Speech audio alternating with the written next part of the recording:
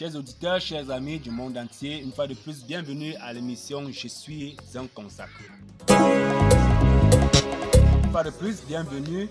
Comme tous les samedis soirs, nous parlerons ce soir de la puissance de la parole dans notre consécration.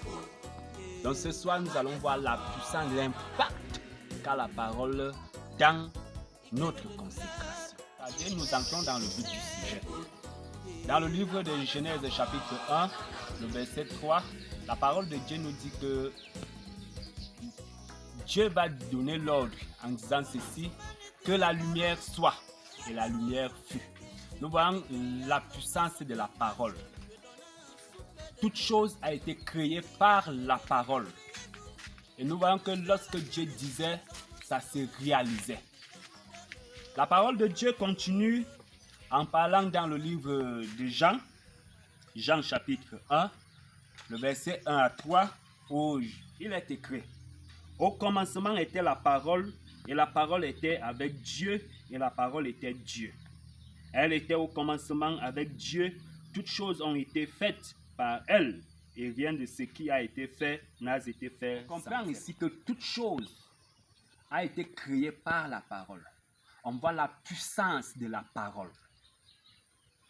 Tout ce que nous pouvons faire, tout ce que nous pouvons dire a une puissance. Parce que la parole que nous sortons de notre bouche agit.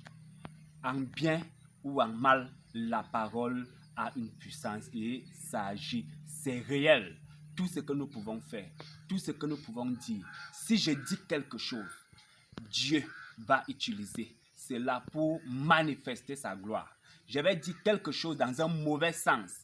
L'ennemi qui est Satan va utiliser ma parole, n'est-ce pas, pour sa guise et va manifester aussi par rapport à sa part de puissance. Donc la parole que nous sortons de nos bouches, nous devons faire attention de la parole que nous sortons de nos bouches parce que la parole a une puissance que nous-mêmes nous ne pouvons pas imaginer. Ce que nous sortons de nos bouches est utilisé soit par Dieu, soit par Satan qui est l'ennemi.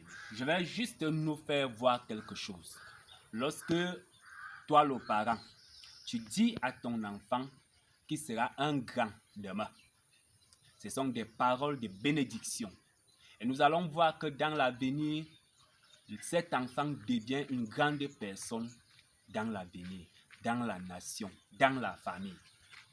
Le contraire, lorsque nous disons toujours à un enfant qu'il est feignant, nous allons voir que dans l'avenir, cet enfant ne va rien faire, il ne sera rien. Parce que nous l'avons habitué à comprendre qu'il est feignant et cette parole a eu de l'effet, de l'impact dans sa vie. C'est pour cela que nous allons voir que cette personne est différente de celle que nous avons passé le temps à bénir. Pourquoi? Parce que l'effet de la parole a joué sur la personne. Pour donc conclure, toi qui m'écoutes, je voudrais t'amener à comprendre que avant de sortir une parole de ta bouche, tu dois d'abord, n'est-ce pas, la connaître. Tu dois déjà d'abord étudier la parole que tu sortiras de la bouche parce que soit cette parole te rendra une personne demain, soit cette parole va tuer le potentiel qui est en toi. Ayons des bonnes paroles dans nos vies. Bénissons-nous nous-mêmes. Nous verrons que notre vie sera meilleure. Mais si nous passons notre temps à dire, moi je suis quoi?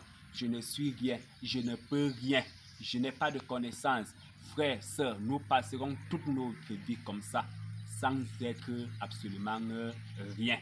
Donc que le Seigneur t'aide, toi qui as l'habitude de toujours te simplifier, de te négliger, que le Seigneur t'aide à comprendre que tu as de la valeur devant lui et que tu dois, n'est-ce pas, sortir des bonnes paroles sortant de ta bouche et surtout t'élever, n'est-ce pas, dans un bon sens et le Seigneur bénira la parole qui sortira dans la bouche et tu ne seras plus celui qu'on a connu dans le passé, tu deviendras une nouvelle personne qui aura, n'est-ce pas, de la prospérité dans sa vie à cause de la parole qui sort de ta propre bouche. N'attendons pas les bénédictions qui viennent d'ailleurs. Nous-mêmes, on peut déjà se bénir et cela sera réalisé. Que le Seigneur t'aide.